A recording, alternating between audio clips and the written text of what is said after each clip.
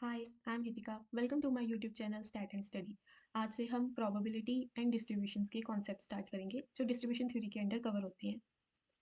Starting with the probability's basic concepts and its definitions.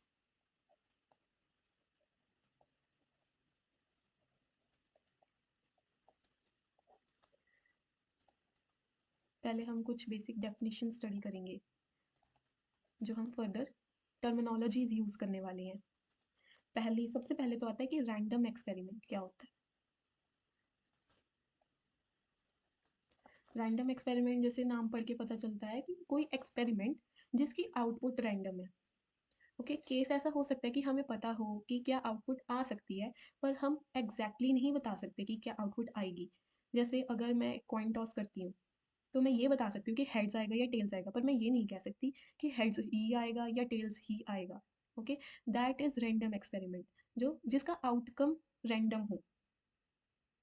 Random experiment is one whose outcome is not known.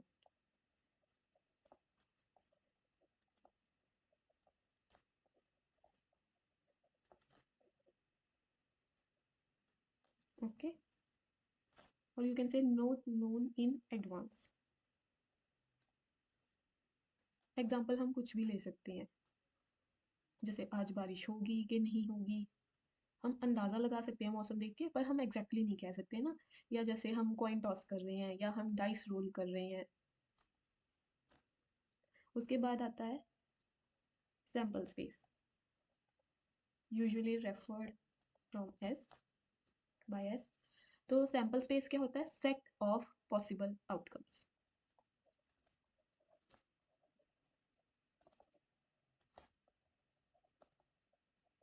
जैसे अगर मैंने sample space बनाना हो for tossing a coin तो heads and tails हो जाएगा। और अगर मैंने बनाना हो फॉर टॉसिंग टू कॉइन्स तो heads heads, tails heads, heads tails और टेल्स टेल्स हो जाएगा। ऐसे ही अगर मैंने रोलिंग और डाई के लिए बनाना हो तो 1 2 3 4 5 6, इनको हम अलग अलग से रेफर कर सकते हैं। ऐसी और भी बहुत सारी एग्जांपल्स कोई भी कंसीडर कर सकते हैं। Next one is event. Event is कि हम कोई पर्टिकुलर आउटकम जो ऑब्जर्व करना चाहते हैं, ये ई से रेफर होती है या ए से भी कर लेते हैं। तो जैसे कि ये होता है defined as subset of sample space.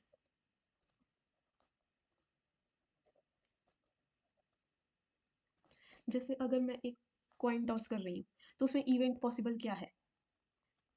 या हेड्स ऑब्जर्व कर सकते हैं या टेल्स ऑब्जर्व कर सकते हैं। ये सबसेट है S1 के, तो ये क्या हो गए? इवेंट।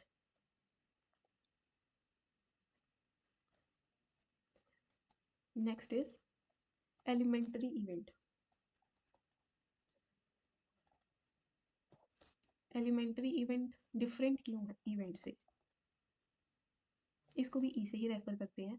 इसमें क्या होता है कि सिर्फ एक ही एलिमेंट होता है जो हम इवेंट कंसीडर कर रहे हैं। जैसे ये था ना H या T, इनमें एक ही एलिमेंट आ रहा है तो ये एलिमेंट्री इवेंट है। पर इन केस अगर मैंने इवेंट इस तरह से अपना ले लिया होता,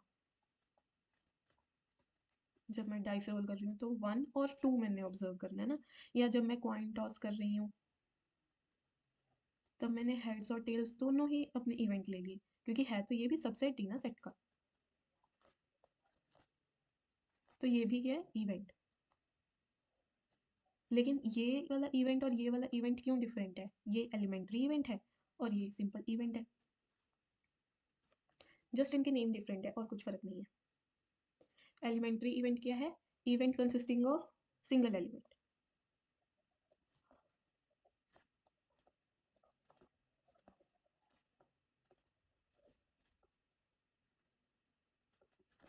ठीक है, उसके बाद आता है नल इवेंट। नल या इम्पॉसिबल इवेंट। नल इवेंट मतलब कि जिसकी अकरेंस ही पॉसिबल नहीं है। अब अगर मैं डाइस रोल कर रही हूँ, उसमें मैं इवेंट ले रही हूँ 7, वो पॉसिबल है नहीं है क्योंकि वो सबसेट ही नहीं है मेरे जो सैम्पल स्पेस है उसका। जैसे अब मैंने यहाँ पे सैम्पल स्पेस ये वाली ली थी, अब इसमें 7 नहीं है कहीं भी, तो अगर मैं 7 ऑब्जर्व करना चाहती हूँ तो वो हो ही नहीं सकता। जब वो हो नहीं सकता तो वो क्या बन जाएगा, null event. occurrence is not possible.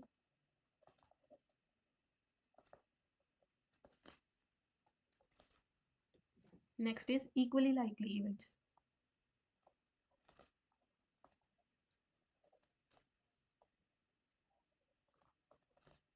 Equally likely का क्या मतलब है कि जितने भी मेरे पॉसिबल आउटकम्स हैं उनकी अकर करने की प्रोबेबिलिटी सेम है, equally likely events with same chance of occurrence.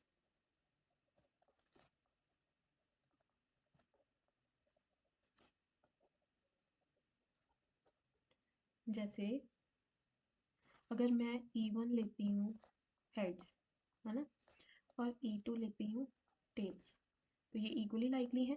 इनकी प्रोबेबिलिटी क्या होगी, E1 के अकर करने की 1/2 और इसके अकर करने की अगेन 1/2, तो प्रोबेबिलिटी है सेम, तो ये हो गई इक्वली लाइकली। पर इन केस मैं ले लूँ, मतलब कि मैं सेकेंड वाला सैम्पल स्पेस कंसीडर कर लूँ,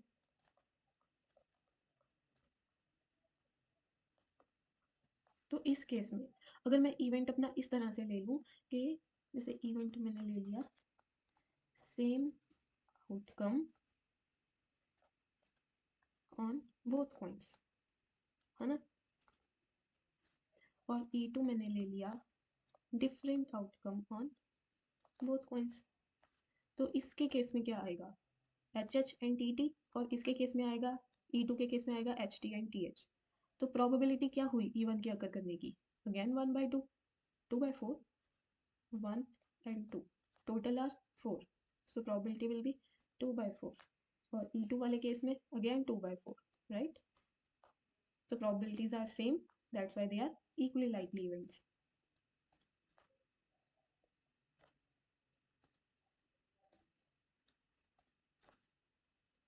Next is exhaustive events.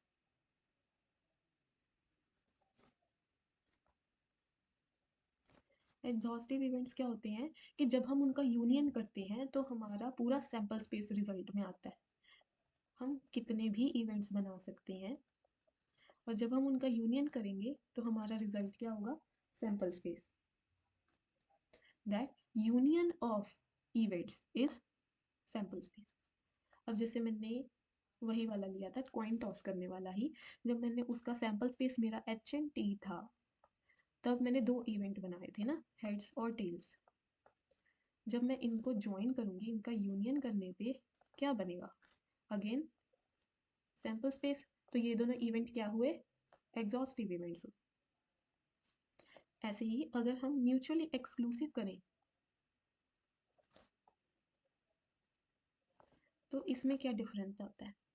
Mutually exclusive का मतलब है कि वो एक साथ नहीं अकर कर रहे, ठीक है, जैसे मतलब कि कह लो कि EI इंटरसेक्शन EJ इज 5, वो एक साथ नहीं अकर कर सकते। जैसे हेड्स और टेल्स कभी भी एक कॉइन टॉस करने पे ये एक साथ अकर कर सकता है, नहीं कर सकता, इसलिए ये क्या हुए, इवेंट्स म्यूचुअली एक्सक्लूसिव हुए, दैट देयर इंटरसेक्शन इज 5। और अगर मैं इसे प्रोबेबिलिटी की टर्म्स में यहीं पे ही कन्वर्ट कर दूं, probability of 5 and probability of 5 is always 0, ये हम आगे जाके पढ़ेंगे, ये प्रॉपर्टी है, दैट प्रोबेबिलिटी ऑफ 5 इज 0। अगर मैं यहाँ पर भी प्रोबेबिलिटी लगा दूं ना, तो ये क्या बन जाएगा, probability of S, probability of S is always 1। अब देखो प्रोबेबिलिटी ऑफ S 1 और प्रोबेबिलिटी ऑफ 5 0 क्यों है, वैसे तो बहुत सिंपल है, अगर हम देखें कि प्रोबेबिलिटी ऑफ 5 इज 0, एक तो ये नल इवेंट है, ये कभी अकर ही नहीं कर सकता, है ना, 5 इज नल इवेंट, कभी अकर नहीं करेगा, जब कभी अकर नहीं करेगा तो उसकी प्रोबेबिलिटी क्या होगी, 0। और प्रोबेबिलिटी ऑफ एस, एस का मतलब है कि सभी, प्रोबेबिलिटी कुछ ना कुछ तो उसमें से अकर कर ही जाएगा, या वो सब ही अकर कर जाएंगे, सब नहीं कह सकते, कि उसमें से कुछ तो अकर कर ही जाएगा, इसकी प्रोबेबिलिटी तो 1 ही होगी ना। जब मैं कॉइन टॉस करूंगी तो उसमें हेड और टेल में से कुछ तो आएगा ही, तो अगर आएगा ही इनमें से, तो फिर इन दोनों में से कुछ आएगा, कह रहे हैं हम, जब हम प्रोबेबिलिटी ऑफ एस पूछ रहे हैं, तो फिर उसकी प्रोबेबिलिटी 1 होगी।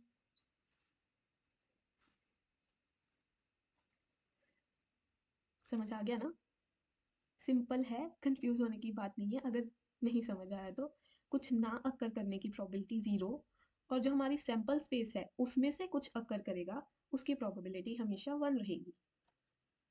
इंडिपेंडेंट इवेंट्स,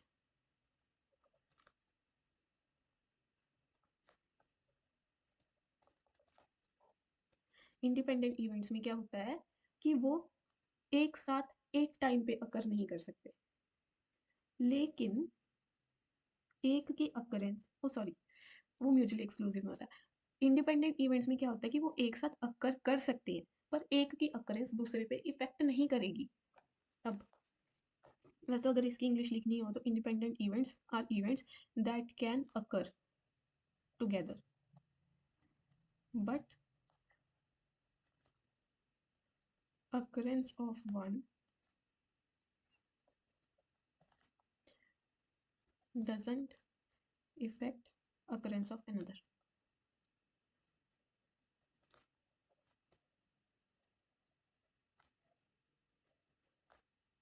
अब इसमें देखो, जैसे अगर मैं अपनी दूसरी वाली सैंपल स्पेस ले लूँ जो हमने क्या बनाई थी जब 2 कॉइन टॉस किए थे, ये वाली बनी थी।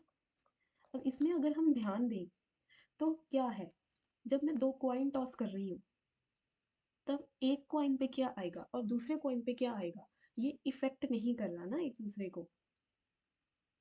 या अगर हम इसको कंसीडर करें तो जब मैं पहली बार 2 कॉइन टॉस करूंगी तब हेड्स हेड्स आएगा या टेल हेड आएगा या हेड टेल या टेल टेल आएगा।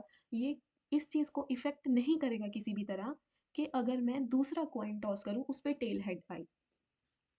क्या कहना चाहती हूँ कि मैं इवेंट E1 हेड हेड ले रही हूँ और इवेंट E2 मैं टेल हेड ले रही हूँ, है ना। तो अगर मैं फर्स्ट टाइम टॉस करती हूँ उसको मैं ये कह रही हूँ कि उस पर हेड हेड आ गया, मैंने ये मान लिया कि मेरा हेड हेड आ गया।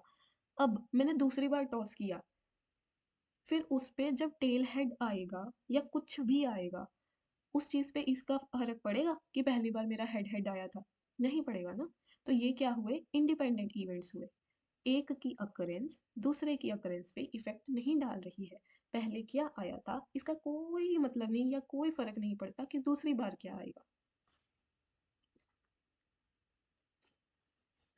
अभी हम वैसे जैसे एलिमेंट्री इवेंट पढ़ के आए उसमें हम कंपाउंड इवेंट भी डाल सकते थे। जब हमने एलिमेंट्री इवेंट पढ़ा ना इसमें सिंगल एलिमेंट कंसिस्टिंग था, पर अगर हम कंपाउंड इवेंट लें ना तो क्या लगता है कंपाउंड इवेंट क्या होगा, जिसको हम एलिमेंट्री में स्प्लिट कर सकते हैं वो कंपाउंड इवेंट हो जाएगा। The event which can be decompose into simple events. जैसे एग्जांपल लेनी हो तो ये वाली ले सकते हैं, है ना। अब यहाँ पे हेड हेड और टेल टेल था E1 में, अब इसको फर्दर मैं 2 में स्प्लिट कर सकती हूँ ना, हेड हेड और टेल टेल, तो ये कौन सा हो गया, कंपाउंड इवेंट हो गया। ई मैंने ले लिया ये,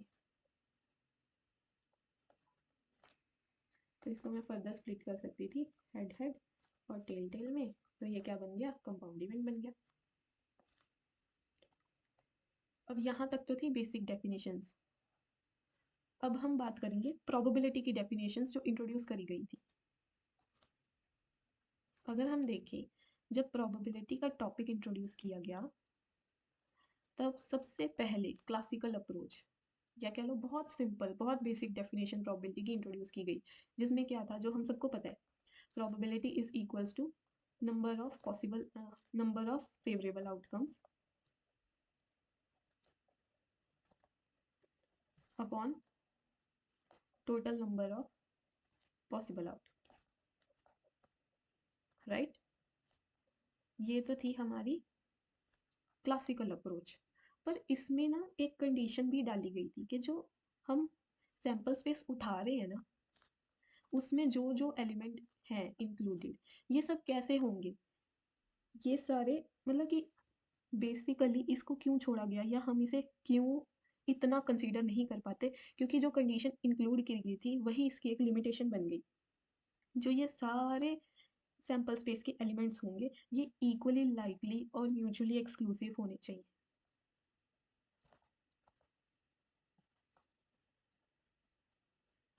अब बताओ क्या ये हर बार पॉसिबल है कि जो हमारे आउटकम्स हैं वो इक्वली लाइकली और म्यूचुअली एक्सक्लूसिव ही हो। अगर तो मैं कॉइन टॉस कर रही हूँ उसमें मेरे पास 2 आउटकम आ रहे हैं हेड और टेल, वो इक्वली लाइकली भी है और वो म्यूचुअली एक्सक्लूसिव भी है। पर ये तो सिर्फ एक फेयर कॉइन के लिए है ना। अगर मैं बायस्ड कॉइन ले लूँ, अगर मैं कहूँ कि मेरा कॉइन बायस्ड है, कैसे कि जब मैं उसे टॉस करती हूँ तो हेड आने की प्रोबेबिलिटी 3/4 है और टेल आने की प्रोबेबिलिटी 1/4 है। अब ये इवेंट इवेंट कौन से, E1 हेड्स और E2 टेल्स। अब ये इवेंट्स म्यूचुअली एक्सक्लूसिव तो है, पर क्या ये इक्वली लाइकली हैं? एक की अकरेंस दूसरे को इफेक्ट तो नहीं कर रही, और ना ही ये कभी एक साथ आएंगे। पर क्या एक आएगा और उसी के बराबर दूसरा आएगा, ऐसा कह सकते हैं हम? नहीं कह सकते। हर बार ये चीज़ पॉसिबल नहीं होती, इसलिए ये इसकी खुद की एक लिमिटेशन बन गई। ये चीज़ इसकी लिमिटेशन है, और जब भी ये डेफिनेशन अप्लाई करनी है ना, तब हमेशा ये कंडीशन चेक करके करनी है। ओके, फिर उसके बाद आई थी, इसके बाद है एम्पिरिकल अप्रोच।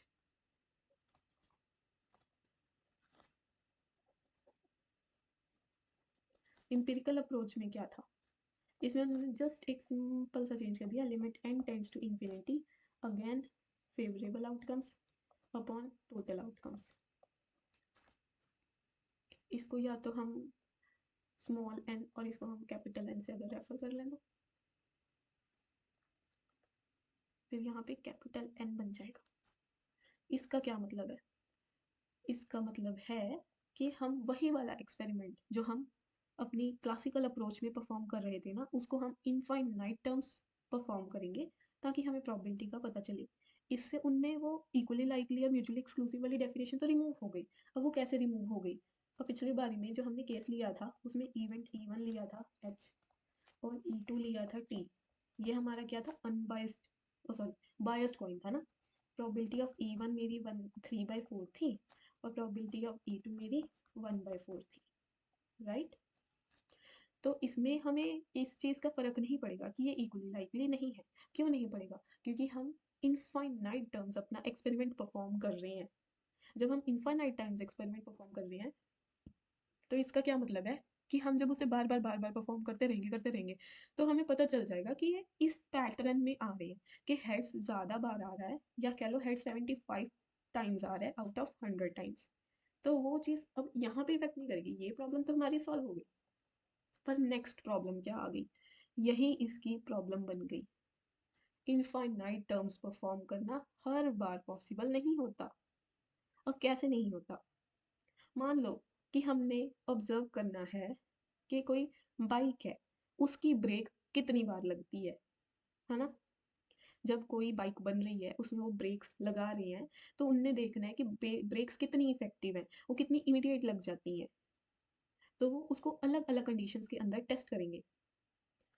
अब या फिर अगर हम ले लें कि हमने चेक करना है कि कोई कार है, तो उसका एक्सीडेंटल डैमेज कितनी हो सकती है या किस पार्ट पे होती है सबसे ज़्यादा, तो उसके लिए उन्हें कार का बार बार एक्सीडेंट परफॉर्म करना पड़ेगा।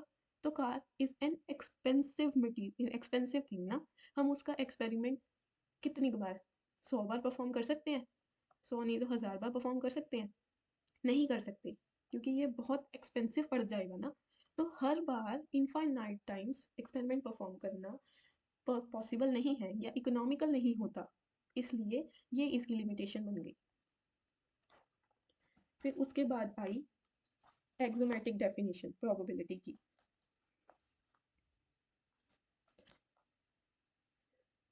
प्रोबेबिलिटी निकालते हम इसी तरह से हैं जैसे हम यूज़ कर रहे हैं, या फिर हम बेस थ्योरम भी आजकल यूज़ करते हैं। तो मतलब बेसिकली प्रोबेबिलिटी तो ऐसे ही निकलती है, number of favourable outcomes upon total number of outcomes. बस ये डिफरेंट डिफरेंट उन्होंने ना अपनी अप्रोचेस दे दी। अब इसमें क्या था, 3 एक्सियम्स जस्ट थे जो हमें पता है ट्रू होते हैं। सबसे पहले तो प्रोबेबिलिटी हमेशा 0 और 1 के बीच में लाई करेगी ऑब्वियसली, और प्रोबेबिलिटी ऑफ एस हमेशा 1 के बराबर होगा ऑब्वियसली, और इसके साथ ही वही प्रोबेबिलिटी ऑफ फाई 0 होगी। मैंने तुम्हें रीज़न बता दिया, समझ आ गया था ना। फिर उसके बाद कि अगर कोई एन म्यूचुअली एक्सक्लूसिव इवेंट्स है,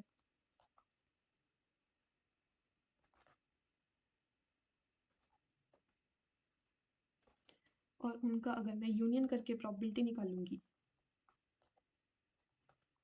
तो वो किसके बराबर हो जाएगी, समीशन के बराबर हो जाएगी। ये कंडीशन सिर्फ और सिर्फ म्यूचुअली एक्सक्लूसिव इवेंट्स के लिए ट्रू है। अगर म्यूचुअली एक्सक्लूसिव नहीं होंगे फिर हम इंक्लूजन एक्सक्लूजन प्रिंसिपल यूज़ करेंगे, उसका प्रूफ हम आगे जाके करेंगे। या हम जनरल एडिशन रूल भी इसको कह देते हैं, जो हम सिंपल यूज़ करते हैं ना, जो ये वाली थ्योरम्स होती है, probability of A union B वाली, probability of A plus probability of B minus probability of A intersection B. Okay, इसका प्रूफ अगर करना हो तो तुमने क्या करना है, ए यूनियन बी को ले लेना है, A union B intersection A complement ले सकते हैं। ये देखो, ये ए और ये बी, ठीक है। अब ए के साथ मैंने ये पोर्शन इंक्लूड करना है, ये पोर्शन किया है, ये सिर्फ और सिर्फ बी का पार्ट है, मतलब कि B intersection A complement is this lined portion, ठीक है। अब इसके साथ मैंने क्या किया, बी की इंटरसेक्शन कर दी। बी कौन सा था, ये वाला पोर्शन पूरा। अब जब इसकी इंटरसेक्शन करी तो क्या बचा, ये इतना पोर्शन बचा। तो A union B intersection A complement, okay, इसको इस तरह से लिख लिया। अब हम क्या करेंगे, इस पे प्रोबेबिलिटी लगा देंगे।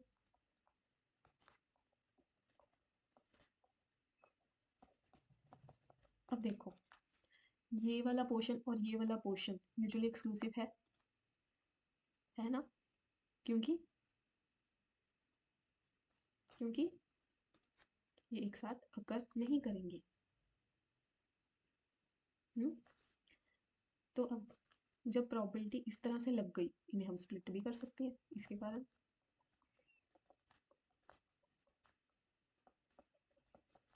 ठीक है, अब probability of B intersection A complement कहाँ से आएगा, इसके लिए हम दोबारा बी को स्प्लिट करेंगे। फिर से देखो, ये ए था और ये बी था, बी को मैं क्या लिख सकती हूँ, A intersection B union B intersection A complement.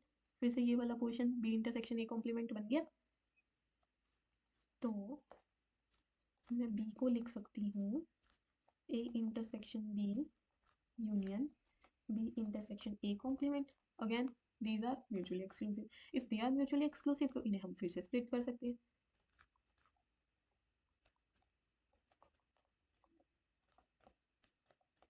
अगर ऐसा हो सकता है तो इसकी वैल्यू क्या आई, probability of B minus probability of A intersection B equals to probability of B intersection A complement बन गया। अब इसकी वैल्यू इधर सब्स्टिट्यूट कर दो, तो ये क्या बन जाएगा,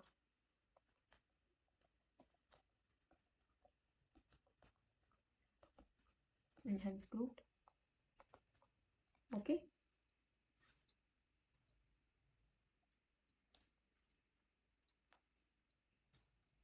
इसी तरह से कुछ और प्रॉपर्टीज भी हैं सिंपल सी, जैसे प्रोबेबिलिटी ऑफ ए कॉम्प्लीमेंट क्या होगा, 1 माइनस प्रोबेबिलिटी ऑफ ए, ठीक है। या एक और चीज़ नोट करने वाली है, A complement intersection B complement किसके बराबर होता है, ए यूनियन बी का कॉम्प्लीमेंट, इसी का counterpart A complement union B complement किसके बराबर हो जाएगा, ए इंटरसेक्शन बी के कॉम्प्लीमेंट की। ये आराम से हम वेन डायग्राम ड्रॉ करके देख सकते हैं, ठीक है।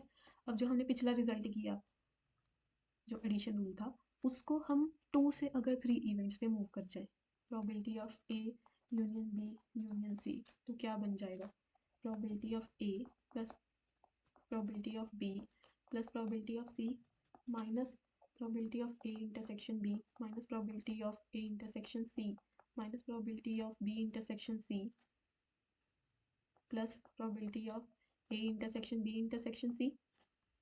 अब अगर तुमने इसे भी देखना हो कि ये कैसे आया है, तो ये सिंपली ऐसे देखा जा सकता है, ये ए था, ये बी और ये सी। जब मैंने इन तीनों की प्रोबेबिलिटी ऐड की तब क्या हुआ कि ये पोर्शन दो दो बार आ गया। और वो कैसे आया, ये देखो, मैंने पहले इसको शेड किया, ठीक है, अब मैंने बी को शेड किया, तो ये दिख रहा है, ये पोर्शन दो बार शेड हो गया, ग्रीन भी और रेड भी, तो ये दो बार आ गया ना। अगर ये दो बार आ गया तो हमें तो चाहिए एक ही बार, तो हमने उसको एक बार कर दिया रिमूव। अब उसके बाद क्या हुआ, जब मैंने सी भी इंक्लूड किया तो जब मैंने सी इंक्लूड किया तब ये वाले पोर्शन भी दो दो बार आ गए। ये कौन सा, ए इंटरसेक्शन सी और बी इंटरसेक्शन सी वाला, तो वो भी मैंने माइनस कर दिए। अब ये वाला पार्ट कहाँ से आया, जब मैंने ए इंक्लूड किया और बी इंक्लूड किया तब ए इंटरसेक्शन बी जब कॉमन आया था ना, जब ए इंटरसेक्शन बी कॉमन आया था तब उसके साथ ये भी तो कॉमन आया ना, ये वाला पोर्शन, तीनों का इंटरसेक्शन, ये भी कॉमन आ गया। तो जब मैंने उसे माइनस करा तब ये भी माइनस हो गया। उसके बाद जब मैंने सी इंक्लूड किया था, जब हमने ये सी इंक्लूड किया था तब ये वाला पोर्शन और ये वाला पोर्शन आया दो बार आया। उसके साथ इंटरसेक्शन वाला पोर्शन भी दो बार आ गया।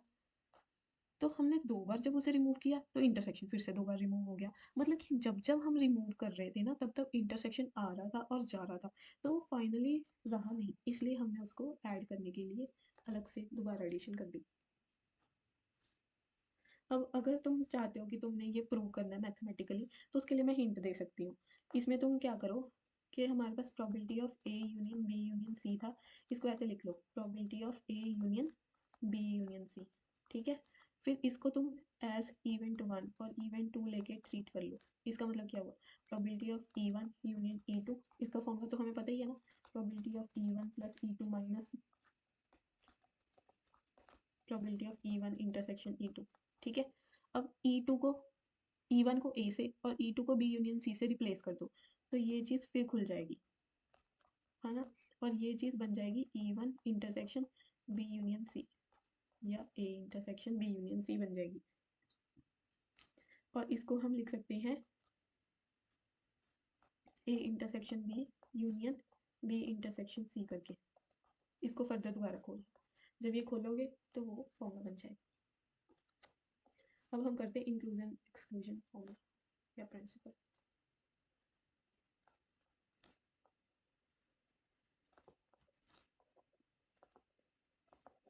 इसमें क्या है, जो हम अभी ऊपर एडिशन वाले थ्योरम्स करके आए ना उसका जनरलाइज्ड वर्जन है ये, कि probability of union of E eyes, इसमें ना एक ना दो, इसमें हम एन टर्म्स लेके चल रहे हैं।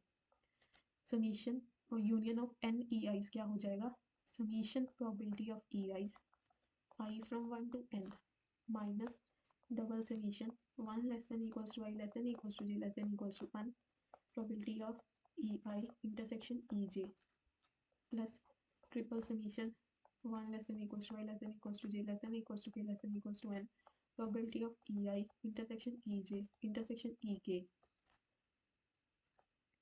plus up to so on minus 1 raised to power n probability of intersection of all ei's। ये है हमारा फॉर्मूला जनरलाइज्ड वर्जन। अब इसका मैंने प्रूफ करना हो तो इसका प्रूफ कैसे होगा, अब मैं एक एक लिख के खोलूंगी तो है नहीं कि पहले E1 के साथ बाकी सारी ई आईज का यूनियन कर दूंगा ना, वो बहुत लंबा और लेंदी हो जाएगा।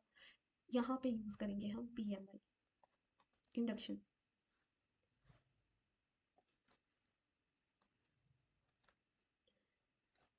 अब स्टेप वन क्या होता है PMI का, to prove the result is true for n equals to 1। अब यहाँ पे n इक्वल्स टू 1 के लिए तो मैं क्या प्रूव करूँगा ना, probability of E1 equals to probability of E1 ही होता है, तो मैं n इक्वल्स टू 2 ले लिया, probability of E1 union E2, ये तो हमें पता ही है, probability of E1 plus probability of E2 minus probability of intersection of E1 and E2।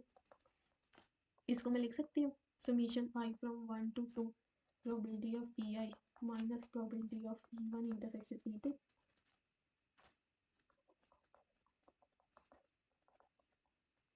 ठीक है, तो ये हमारा हो गया स्टेप वन। अब स्टेप टू में हम क्या करते थे, assume result is true for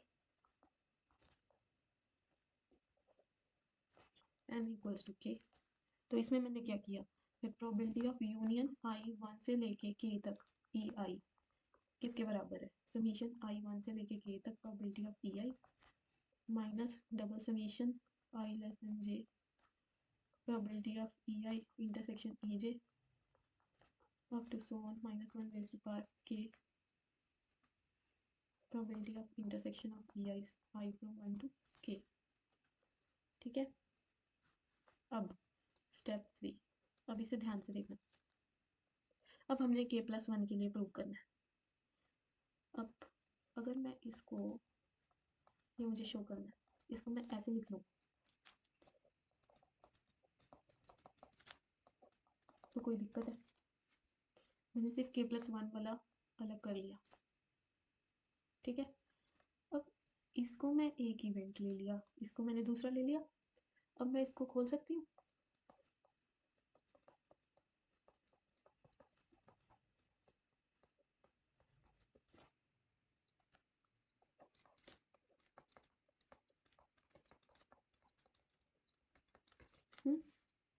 अब इसके बाद क्या होगा, इस चीज़ का तुम्हें पता है ना, ये याद रखना रिजल्ट ध्यान से, कि ये चीज़ जो है ना, ये हमें ऊपर वाली गिवन है, ये हम यूज़ करेंगे। इसको स्टार मार्क कर लेते हैं, ये हम यूज़ करेंगे। ये तो हमारे पास है ही, रह गया ये क्वेश्चन सॉल्व करने वाला। अब इसको सॉल्व कर लेते हैं। क्या था? प्रोबेबिलिटी ऑफ यूनियन, यही था। अब देखो इसको कैसे लिखना है। यूनियन मैंने ले लिया, सॉरी, ई आई इंटरसेक्शन ई के। अब इस चीज़ को मैं लिख सकती हूँ ना, ये वाली चीज़ यूज़ करके, summation I from 1 to k probability of E I intersection E K minus double summation probability of E I intersection E J intersection E K. ये पता चला ना कहाँ से आया? इधर वाले साइड से। ये अभी हमारा ई आई क्या चल रहा है? ई आई इंटरसेक्शन ई जे चल रहा है, ठीक है। कैसे करूँ? ये देखो, ये जो ई आई है, या ये वाली ई आई नहीं, ये वाली, ये जो ई आई है और ये जो है, ये रिप्लेस हो गई है सॉर्ट ऑफ, ओके।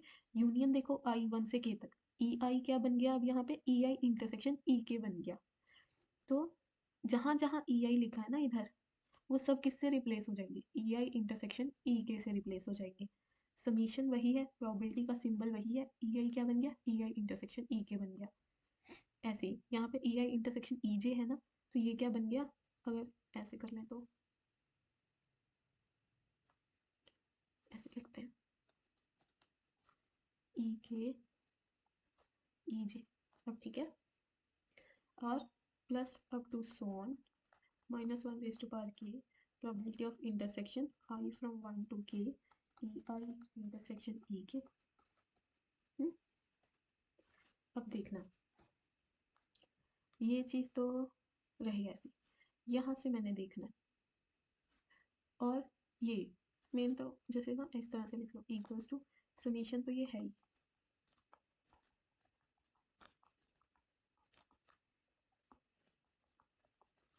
यहाँ पे क्या हुआ, इसको मैं थोड़ा सा इधर उधर कर लूँ तो कोई फर्क नहीं है ना, क्योंकि इंटरसेक्शन ही है,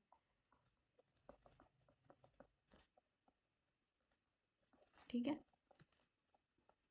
इसको भी मैं इस तरह से लिख सकती हूँ, क्योंकि ये भी तो इंटरसेक्शन में ही है ना, तो ये इसमें चला गया। ओहो, इस सब k+1 है।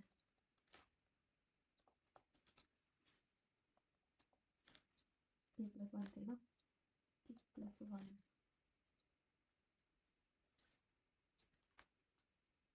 अब क्या हुआ, ये स्टार वाला रिजल्ट और ये डबल स्टार वाला रिजल्ट, इसको हम अपनी अपनी जगह डाल देंगे स्टेप 3 वाले में, इसमें और इसमें, बैक सब्स्टिट्यूशन।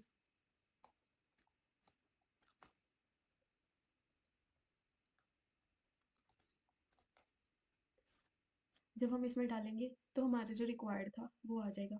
क्यों आ जाएगा?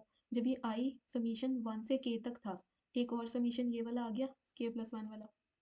जब हमारा 1 से k तक समीशन जा रहा था और ये एक और समीशन k+1 वाला आ गया, तो ये k+1 तक बन जाएगा। उसके बाद जब ये इंटरसेक्शन k तक जा रहे थे, तो अब एक और इंटरसेक्शन k+1 वाले हमारे सारे आ गए, तो ये k+1 तक चला जाएगा, है ना। उसके बाद जो ये इंटरसेक्शन वाली टर्म्स थी, इसमें ये वाली इंटरसेक्शन वाली टर्म्स आ जाएंगी, तो ये k+1 तक और ये k+1 तक चला जाएगा फाइनल रिजल्ट में। तो जो हमारा रिक्वायर्ड रिजल्ट है वो बन जाएगा वापस, मतलब कि हमारा ये वाला रिजल्ट आ जाएगा, यहाँ पे n k+1 बन जाएगा। तो हम एंड में क्या लिख देंगे, hence result is true for n equals to k+1, so the result is proved using PML। अब ये इंक्लूजन एक्सक्लूजन प्रिंसिपल को यूज करते हुए दो रिजल्ट और, पहला है Boole's inequality.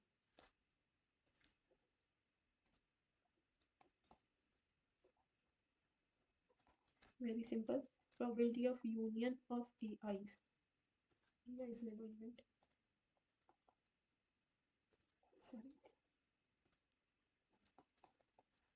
I from 1 to n, ये किससे लेस होगी, मतलब कि हमने क्या किया, इसमें हमने पीछे वाला पोर्शन रिमूव कर दिया, सिर्फ फर्स्ट टर्म लेके चले गए, तो ये बन गई बूल्स इनइक्वालिटी। अगली है बॉर्न-फेरोनी इनइक्वालिटी।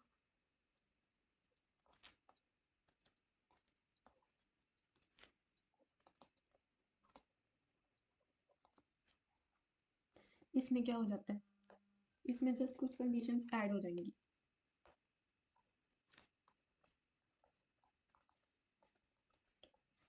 इसमें हम सिर्फ फर्स्ट लेके चल रहे थे ना,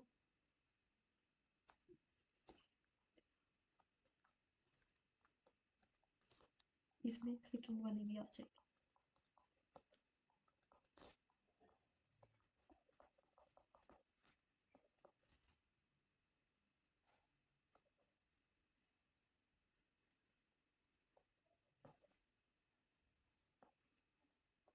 अरे यार, अब इसमें ये भी देखना, इनइक्वालिटी चेंज हो गई है, इसमें यूनियन की तरफ लेस देन वाला सिंबल था, लेकिन यहाँ पे ग्रेटर वाला सिंबल है।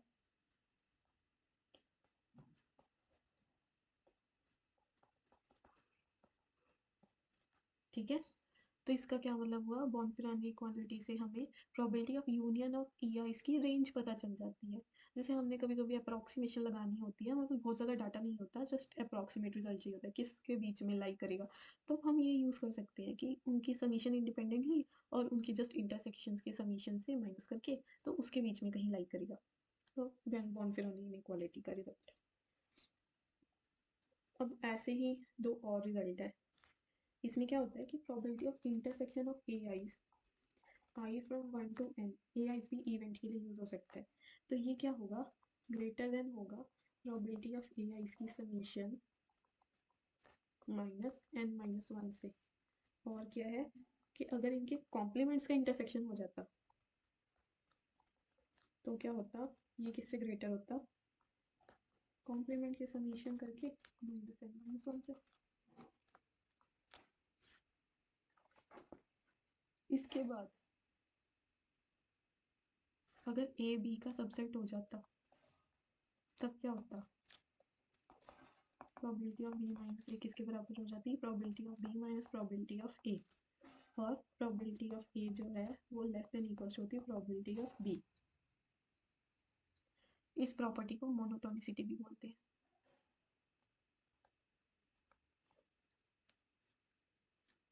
और जो हमने यूनियन वाली प्रॉपर्टी की थी, ये चीज़ बूल्स इनइक्वालिटी वाली ना, ये कॉम्प्लीमेंट के लिए भी एज इट इज़ अप्लाई होती है, कि अगर ये कॉम्प्लीमेंट होता ना तो यहाँ पे भी कॉम्प्लीमेंट आ जाता ऐसे। ठीक है, उसके बाद सपोज AN कोई सीक्वेंस होती सेट्स की, और वो भी इंक्रीजिंग, क्या एग्जांपल ले सकते हैं, जैसे A1 में 1, A2 में 1 2, A3 में 1 2 3, ये इंक्रीजिंग सीक्वेंस ऑफ सेट्स हो गए ना।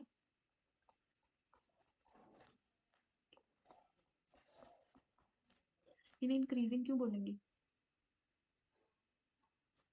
ये A1 है जिसमें से 1 है, A2 है, इसमें 1 2 है, A3 इसमें 1 2 3, A4 1 2 3 4, तो ये क्या बाहर को एक्सटेंड कर रहे हैं, तो ये क्या हो गए इंक्रीजिंग हो गए।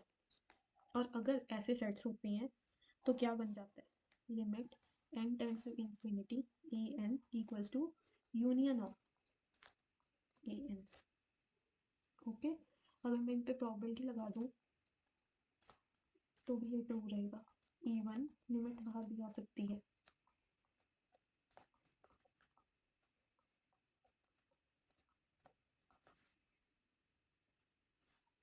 सेम इज फॉर डिक्रीजिंग,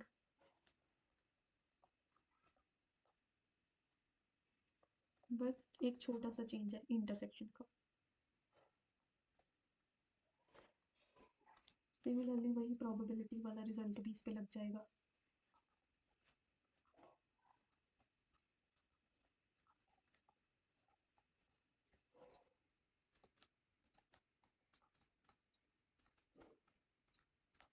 ठीक है, डन। डिक्रीजिंग वाला इसका ऑपोजिट होगा, जो यहाँ पे ए एन बन रहा था ना, वो इस केस में ए वन बन जाएगा। क्या कहने का मतलब है कि इस केस में ए वन क्या होगा, सबसे बड़ा, क्योंकि डिक्रीजिंग जा रहा है ना। जैसे अगर मैं डाइस रोल कर रही हूँ तो सबसे बड़ा क्या होगा ये, फिर ए टू क्या बन जाएगा 1 2 3 4 5, ऐसे ही ए थ्री क्या बन जाएगा 1 2 3 4, इस तरह से। तो ये क्या होगी डिक्रीजिंग। इसके बाद हम कोई प्रॉब्लम सॉल्व कर सकते हैं। अब हमने इतना कर लिया कि हम एक छोटी सी प्रॉब्लम सॉल्व कर सकते हैं, और ये प्रॉब्लम आज के लिए मैं सॉल्व नहीं कराऊंगी, ये जस्ट एक होमवर्क है और मैं हिंट दूंगी साथ में सॉल्व करने का। तो ट्राई करना ज़रूरी है, सॉल्व हो या ना हो, ठीक है। बिकॉज जब हम ट्राई करते हैं तब हमें ये पता चलता है कि हमें कितना कॉन्सेप्ट समझ आया है। अगर तुम्हें ये ट्राई करते हुए पता चल रहा है कि इसमें कौन सा कॉन्सेप्ट लगेगा, तो इसका मतलब है कि तुम्हें कॉन्सेप्ट समझ आ गया। लेकिन अगर तुम्हें ट्राई करते हुए सॉल्व नहीं हो रहा, तो इसका मतलब है कि तुम्हें प्रॉब्लम्स प्रैक्टिस करनी है, वो जो ऑब्वियसली हमें करनी है। अभी तो हम फर्स्ट प्रॉब्लम ही कर रहे हैं, तो इस प्रॉब्लम को पढ़ के हमें कॉन्सेप्ट पता चलना चाहिए कि कौन सा लग रहा है, वो ज़्यादा ज़रूरी है। अब इसमें क्या दिया हुआ है कि n कार्ड्स हैं जो 1 to n नंबर्ड है, और ये क्या है प्लेस किए हुए हैं एक रैंडम एक टेबल पे, और उस टेबल पे अगेन n नंबर्ड प्लेसेस हैं।